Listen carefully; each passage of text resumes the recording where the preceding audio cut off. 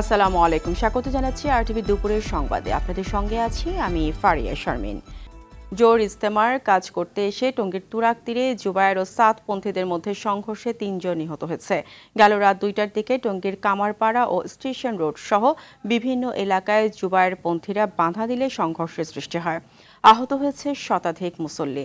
এই ঘটনায় উত্তেজনা বিরাজ করছে এলাকা জুড়ে। তবে পরিস্থিতি সামাল দিতে মোতায়েন করা হয়েছে আইনশৃঙ্খলা রক্ষাকারী বাহিনীর সদস্য। টঙ্গী থেকে তরিকুল ইসলাম তারেকের তথ্যছবিতে জানাচ্ছেন ইমরুল কায়েস।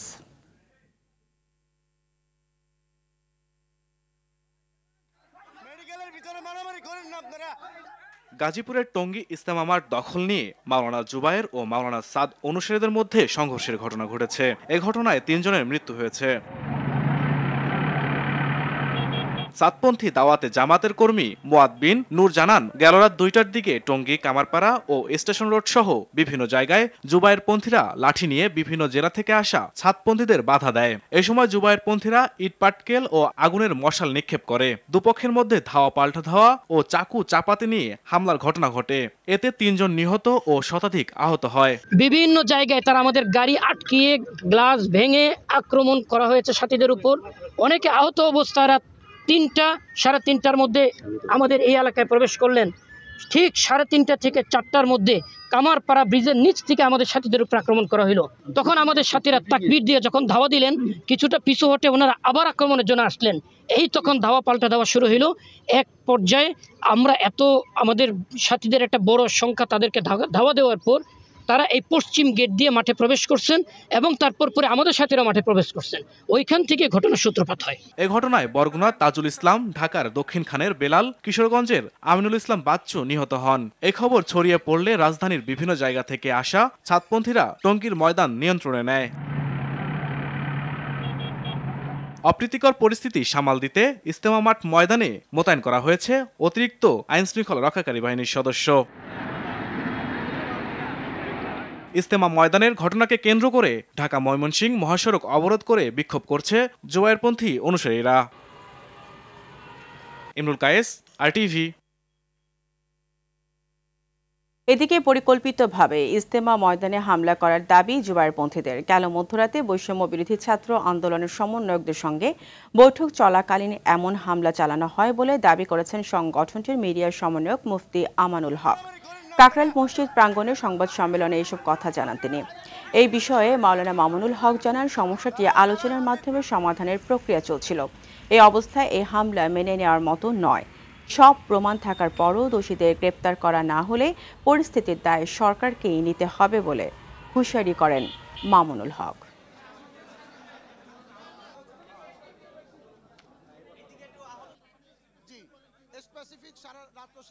রাত্র 3:30টায় তারা আক্রমণ শুরু করে এবং ধারালো ছুরি, খুর, হাতুড়ি, স্ট্যাম্প, চাপাতি, চাইনিজ কুড়াল এইগুলি সব নিয়ে এসে আমাদের একজন সাথীকে কিভাবে তারা মারধর করছে, নির্যাতন করছে তার কিছুটা নমুনা 1-2 জন এখানে আসে। ঢাকা মেডিকেলে গেলে অসংখ্য রোগী সেখানে আসে। যে সকল খুনিরা এই ধরনের কার্যক্রম পরিচালনা করলো এবং যাদের নেতৃত্বে প্রত্যক্ষ সেখানে ভিডিও ফুটেজের মাধ্যমে দেখা যাচ্ছে কখন ঢুকছে, কোনখান দিয়ে ঢুকতেছে, কিভাবে হামলা পরিচালনা করছে, এই সকল স্পষ্ট প্রমাণাদি আইন শৃঙ্খলা রক্ষাকারী বাহিনীর কাছে থাকার পরেও যদি তাদের বিরুদ্ধে আইনানুগ ব্যবস্থা গ্রহণ না করা হয় তাহলে সেই ক্ষেত্রে পরিস্থিতি আমরা কোনোভাবেই সামাল দিতে পারবো না।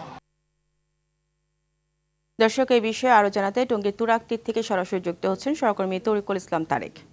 তারেক, সংঘর্ষের পর এলাকার পরিস্থিতি কেমন দেখছেন? এছাড়া এখনো পর্যন্ত কোনো মামলা হয়েছে কিনা জানাবেন।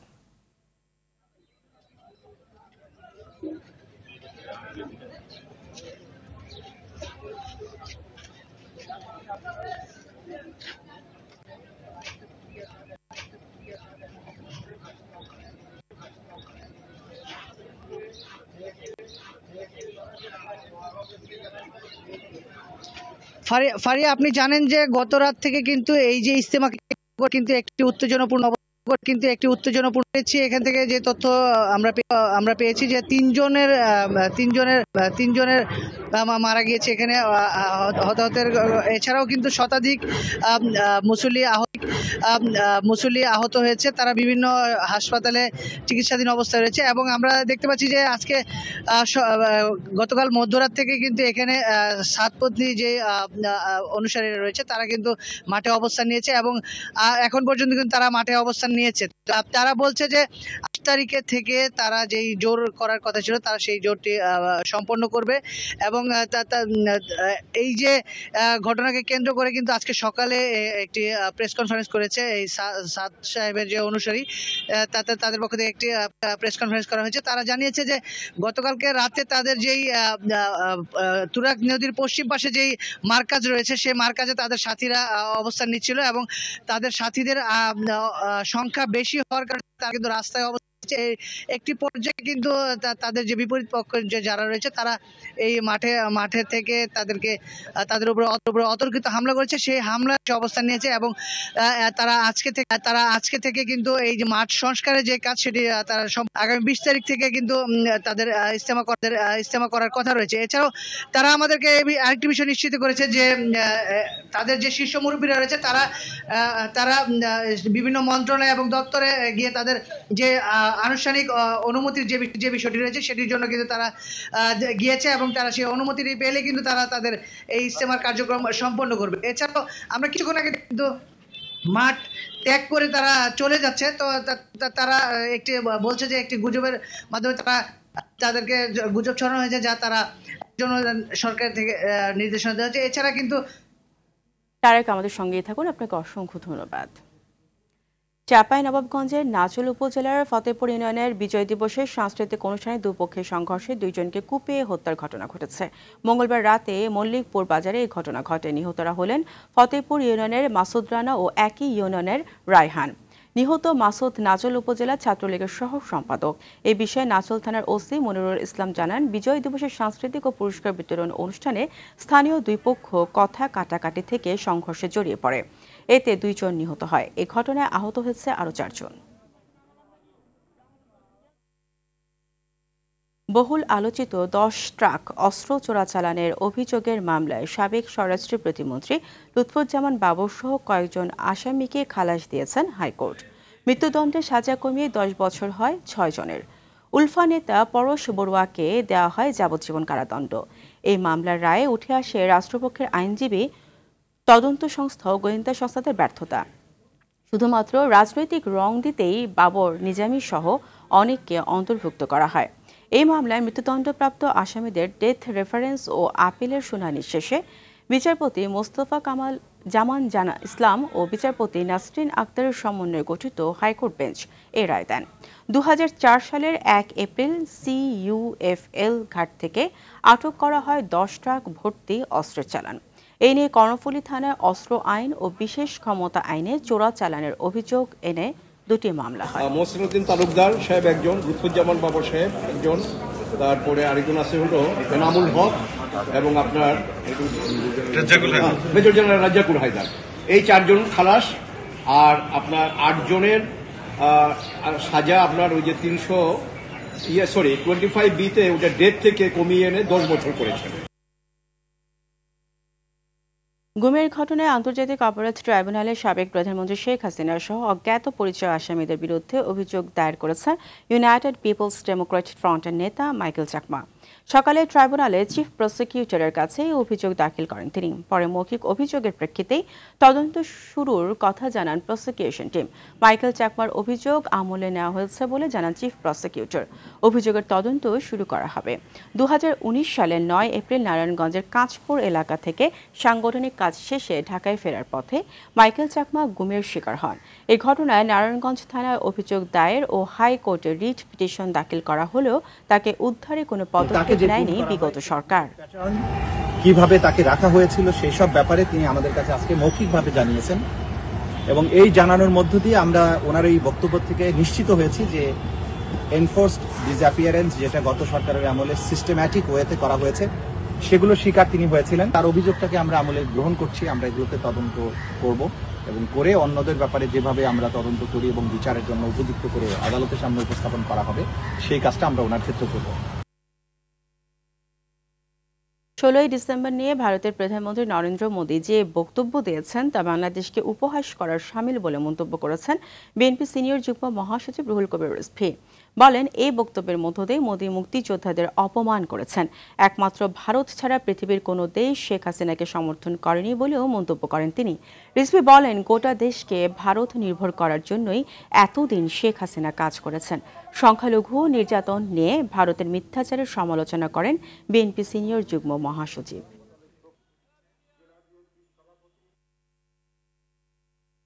30 লক্ষ লোক জীবন দিল, ওই জীবনের কোনো মূল্য নেই। মোদী বাবু, আপনি বলছেন এইটা আপনার বিজয় দিবস, এটা ভারতের বিজয় দিবস। আমাদের মুক্তিযুদ্ধের সর্বাধিনায়ক জেল ওসমানী সাহেব একটি কথা বলেছিলেন, ভারত যদি আমাদেরকে সহযোগিতা নাও করতো তাও ভারতের স্বাধীন হতো। কারণ উন্নত দেশের সিটি কর্পোরেশন কর্মীরা সরাসরি বাসা বাড়ি থেকে বর্জ্য সংগ্রহ করল, রাজধানীর চিত্র উল্টো। 2 সিটি কর্পোরেশন ইজারা দিয়ে বর্জ্য সংগ্রহের কাজ করলেও এলাকা ভিত্তিক ভিন্নতা রয়েছে। দক্ষিণ সিটি এ ব্যাপারে টেন্ডার প্রক্রিয়া শেষ করেছে, তবে উত্তরের টেন্ডারের কাজ এখনও চলমান। সে কারণে ইচ্ছে মতো বিল আদায় করা হচ্ছে। রাজধানীর বর্জ্য ব্যবস্থাপনা নিয়ে শাকিবুর রহমানের ধারাবাহিকের আজ প্রথম পর্ব ছবি তুলেছেন জহিরুল ইসলাম। বাসাবাড়ি বা রেস্তোরাঁর বর্জ্য অপসারণের মূল দায়িত্ব নগর কর্তৃপক্ষের হলেও তারা এ দায়িত্ব দিয়েছে তৃতীয় পক্ষকে। নগরবাসী হোল্ডিং ট্যাক্সের সঙ্গে সিটি কর্পোরেশনকে পরিচ্ছন্নতা কর দিলে বর্জ্য সংগ্রহের জন্য তৃতীয় পক্ষকেও আলাদা টাকা দিতে হয়। এলাকা ভেদে এই ময়লার বিলও কম বেশি হয়। সিটি কর্পোরেশনের লোকবল কম থাকার অজুহাতে আর সুষ্ঠুভাবে কাজ করার কথা বলে বর্জ্য বাসা থেকে সেকেন্ডারি ট্রান্সফার স্টেশন বা এসটিএসে পৌঁছে দেয় ইজারা নেয়া কোম্পানি। বিনিময়ে প্রতি ফ্ল্যাট থেকে অন্তত 100 টাকা করে নেওয়া হয়। দক্ষিণ সিটি কর্পোরেশনের আওতাধীন কয়েকটি এলাকায় নির্ধারিত টাকায় বর্জ্য নেওয়া হয়। 1000 টাকা আগে ছিল, এখন 1000 টাকা আছে। 10টা ফ্ল্যাট, 33টা বাড়ি আছে, প্রতি ফ্ল্যাট প্রতি 120 টাকা করে, 100 টাকা থেকে 20 টাকা বাড়াইছে। উত্তর সিটিতে টেন্ডার প্রক্রিয়া চলমান। 100 টাকা নেয়ার কথা থাকলেও এলাকা ভেদে আদায় করা হচ্ছে 2 থেকে 300 টাকা পর্যন্ত। আমাদের আগে নিত হলো আপনার 3000 নিত, এখন নেওয়া হলো 3900 টাকা, 200 করে, এখন ধরছে 300 করে আর কি। এই ময়লা বাণিজ্যে কেন এত আগ্রহ? পট পরিবর্তনের পর সবাই কেন এর নিয়ন্ত্রণ নিতে তৎপর? অকপটে ভেতরের খবর জানালেন আবর্জনা সংগ্রহকারকদের একজন। আগে আওয়ামী লীগের লোকেরা করতো, এখন বিএনপির লোকেরা করতেছে।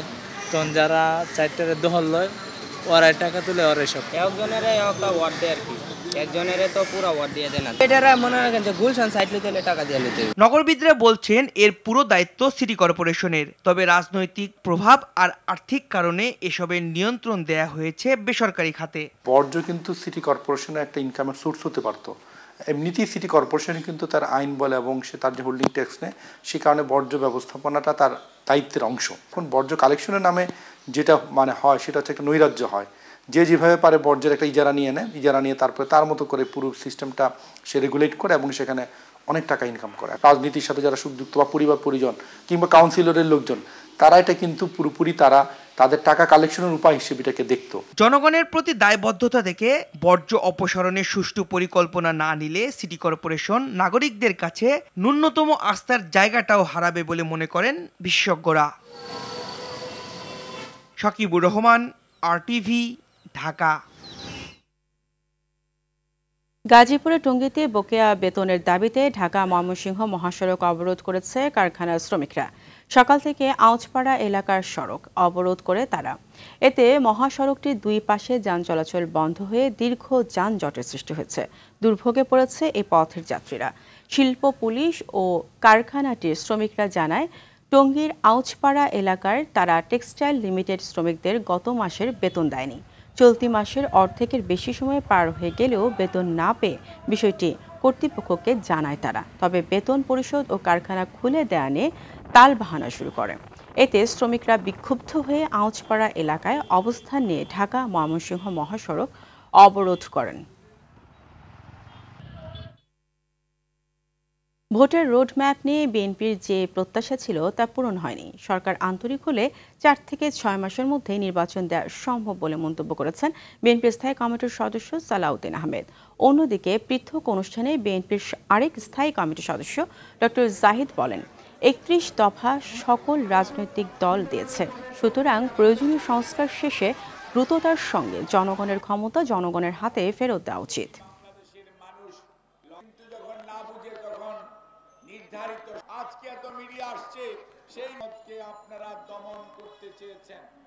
এখানে দিন তারিখ মাস সহ এবং নির্ধারিত প্রয়োজনীয় সংস্কার নির্বাচনমুখী এগুলো করা এবং তার জন্য প্রয়োজনীয় সময় নির্ধারণ সহ এবং একটি নির্বাচনের রোডম্যাপ জনগণ প্রত্যাশা করেছিলেন মাননীয় প্রধান উপদেষ্টার কাছে, এই অন্তর্বর্তী সরকারের কাছে।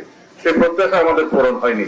সবাই বলেছে প্রয়োজনীয় সংস্কার শেষে দ্রুততার সঙ্গে জনগণের ক্ষমতা জনগণের হাতে ফেরত দিন। দেশের মালিকানা জনগণের কাছে ফেরত দেওয়ার জন্য অন্তর্বর্তীকালীন সরকারকে সবাই আমরা সমর্থন জানিয়েছি। ন্যাশনাল লাইফ ইন্স্যুরেন্স আন্তর্জাতিক সংবাদ। রোহিঙ্গা সংকট সমাধানে বাংলাদেশের সাথে যৌথভাবে কাজ করে যাবে যুক্তরাষ্ট্র। মঙ্গলবার নিয়মিত প্রেস ব্রিফিংয়ে এ কথা জানান মার্কিন পররাষ্ট্র দপ্তরের মুখপাত্র ম্যাথিউ মিলার। এ সময় বাংলাদেশের নির্বাচন, শেখ হাসিনা প্রসঙ্গ সহ আরও বিভিন্ন বিষয় নিয়ে আলোচনা হয়। ফারুক হোসেনের রিপোর্ট। মঙ্গলবার মার্কিন পররাষ্ট্র দপ্তরের নিয়মিত প্রেস ব্রিফিংয়ে বাংলাদেশের বিভিন্ন ইস্যু নিয়ে আলোচনা হয়েছে। ব্রিফিং করেন দপ্তরের মুখপাত্র ম্যাথিউ মিলার। এ সময় একে একে উঠে আসে রোহিঙ্গা শরণার্থী সংকট, বাংলাদেশের নির্বাচন, শেখ হাসিনা সহ নানা প্রসঙ্গ। রোহিঙ্গা প্রসঙ্গে ম্যাথিউ মিলার বলেন, রোহিঙ্গা শরণার্থী সংকট সমাধান যুক্তরাষ্ট্রের অগ্রাধিকার হিসেবে রয়েছে। তারা মিয়ানমারের রাখাইনে বিদ্রোহী আরাকান আর্মির অগ্রগতির দিকে নজর রাখছেন। রোহিঙ্গাদের আশ্রয় দিয়ে উদারতার পরিচয় দিয়েছে বাংলাদেশের সরকার ও জনগণ। রোহিঙ্গা জনগোষ্ঠীর সাহায্যে বাংলাদেশের সাথে যৌথভাবে কাজ করে যাবে যুক্তরাষ্ট্র। উপদেষ্টা মাহফুজ আলমের সাম্প্রতিক এক ফেসবুক পোস্টের বিষয়েও উঠে আসে ব্রিফিংয়ে। প্রশ্নকর্তা বলেন, ওই পোস্টে ভারতের কয়েকটি অঞ্চল যুক্ত করে বাংলাদেশের সীমানা বৃদ্ধির অভিলাষ ব্যক্ত করা হয়, কিন্তু এ বিষয়ে তিনি অবগত নন বলে জানান মিলার। এরপর ক্ষমতাচ্যুত প্রধানমন্ত্রী শেখ হাসিনার বিবৃতি দেওয়ার উপর আন্তর্জাতিক অপরাধ ট্রাইব্যুনালের নিষেধাজ্ঞা আরোপের বিষয়ে মার্কিন মন্তব্য জানতে চান প্রশ্নকর্তা। তবে এ বিষয়েও কোনো মন্তব্য করেননি মিলার। গণমাধ্যম সংক্রান্ত অন্য এক প্রশ্নের জবাবে মিলার বলেন, গণমাধ্যমের স্বাধীনতাকে শ্রদ্ধা করা উচিত। এরপর আসে বাংলাদেশের নির্বাচন প্রসঙ্গ। তবে এ ব্যাপারে পরে উত্তর দেবেন বলে জানান Miller. Faruk Hossain, RTV। President Bashar al আসাদকে উৎখাত করলেও সিরিয়ায় যুদ্ধ এখনও শেষ হয়নি বলে সতর্ক করেছেন সিরিয়া বিষয়ে জাতিসংঘের বিশেষ দূত পেডারসন। মূলত দেশটির উত্তরাঞ্চলে তুরস্ক সমর্থিত সশস্ত্র দল এবং কুর্দি যোদ্ধাদের লড়াইয়ের কথা উল্লেখ করেছেন তিনি। জাতিসংঘের নিরাপত্তা পরিষদে দেয়া বক্তব্যে চলমান উত্তেজনা সিরিয়ায় বিপর্যয় সৃষ্টি করবে বলেও আশঙ্কা প্রকাশ করেন পেডারসন। এখনও সিরিয়ার উত্তরাঞ্চলে তুরস্ক সমর্থিত সিরিয়ান ন্যাশনাল আর্মি এবং কুর্দিদের নেতৃত্বে সিরিয়ান ডেমোক্রেটিক ফোর্সেসের সঙ্গে লড়াই চলছে। এদিকে জাতিসংঘের নিরাপত্তা পরিষদে পেডারসনের বক্তব্যের পর উত্তর সিরিয়ার যুদ্ধবিরতির মেয়াদ এ সপ্তাহের শেষ পর্যন্ত বাড়ানোর কথা বলেছেন যুক্তরাষ্ট্রের পররাষ্ট্র মন্ত্রণালয়ের মুখপাত্র ম্যাথিউ মিলার। সিরিয়ায় যুদ্ধ শেষ হয়নি। একটি যুদ্ধবিরতি চুক্তি হওয়ার আগে গেল 2 সপ্তাহে সেখানে ব্যাপক সংঘাত হয়েছে।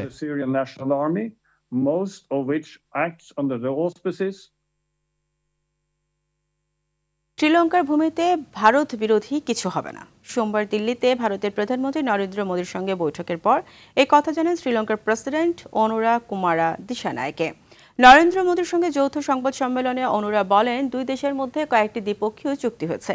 এছাড়া ভারতের সঙ্গে সহযোগিতা বৃদ্ধি করার কথাও জানান তিনি। বৈঠকে মোদীর সঙ্গে বাণিজ্য, প্রতিরক্ষা, ব্রিক্স, হাইড্রোগ্রাফিক গবেষণা ও বেআইনিভাবে মাছ ধরা বন্ধ করা সহ বিভিন্ন বিষয় নিয়ে আলোচনা করেন দিশানায়কে। এ সময় শ্রীলঙ্কায় বিদ্যুৎ সরবরাহ করবেন বলে জানান নরেন্দ্র মোদী। গাজায় চরম মানবাধিকার লঙ্ঘনের সঙ্গে জড়িত থাকার পরও ইসরায়েলকে সামরিক সহায়তা দিয়ে যাচ্ছে যুক্তরাষ্ট্র। তাই মঙ্গলবার মার্কিন পররাষ্ট্র দপ্তরের বিরুদ্ধে মামলা করেছেন 5 ফিলিস্তিনি। 90 দশকের মার্কিন লেহি আইনে গাজা অধিকৃত পশ্চিম তীর এবং যুক্তরাষ্ট্রে বসবাসকারী 5 ফিলিস্তিনি মামলাটি করেন। এই আইন অনুযায়ী কেউ গুরুতর মানবাধিকার লঙ্ঘন করলে যুক্তরাষ্ট্র তাকে কোনো প্রকার সাময়িক সহায়তা দিতে পারবে না। আর মামলাটিতে বিচার বহির্ভূত হত্যা ও নির্যাতনের মতো গুরুতর মানবাধিকার লঙ্ঘনের অভিযোগ আনা হয়েছে। এজাহারে বলা হয়েছে পররাষ্ট্র দপ্তর লেহি আইন প্রয়োগ করতে ব্যর্থ হয়েছে। আবারও খেলার সংবাদ, ফুটবল। ফিফা ইন্টারকন্টিনেন্টাল কাপের ফাইনালে আজ মেক্সিকোর ক্লাব পাচুকার মুখোমুখি হবে স্প্যানিশ জায়ান্ট রিয়াল মাদ্রিদ। আগের ফিফা ক্লাব বিশ্বকাপের বদলে নতুন আঙ্গিকে বিভিন্ন মহাদেশের সেরা ক্লাবগুলোর এই টুর্নামেন্টের শিরোপার লড়াই হবে কাতারের দোহার লুসাইল স্টেডিয়ামে। সর্বশেষ চ্যাম্পিয়ন্স লিগ শিরোপাধারী হওয়ায় সরাসরি ফাইনালে খেলার সুযোগ পেয়েছে রিয়াল মাদ্রিদ। শিরোপা নিয়ে মাঠ ছাড়তে চায় আনচেলত্তির বাহিনী। তবে এই ম্যাচে রিয়াল তারকা ফরওয়ার্ড কিলিয়ান এমবাপ্পের খেলা নিয়ে রয়েছে অনিশ্চয়তা। চোটের কারণে লা লিগায় রায়ো ভায়েকানোর বিপক্ষে মাঠে নামতে পারেননি বিশ্বকাপ জয়ী ফরাসি এই তারকা। এদিকে এই ম্যাচে জয়ের ব্যাপারে আশাবাদী মেক্সিকোর ক্লাব পাচুকাও। রাত 11টায় শুরু হবে ম্যাচটি। দুপুরের সংবাদ এ পর্যন্তই। জেলা সংবাদ বিকেল 4:45টায় দেখার আমন্ত্রণ রইল। ধন্যবাদ সবাইকে।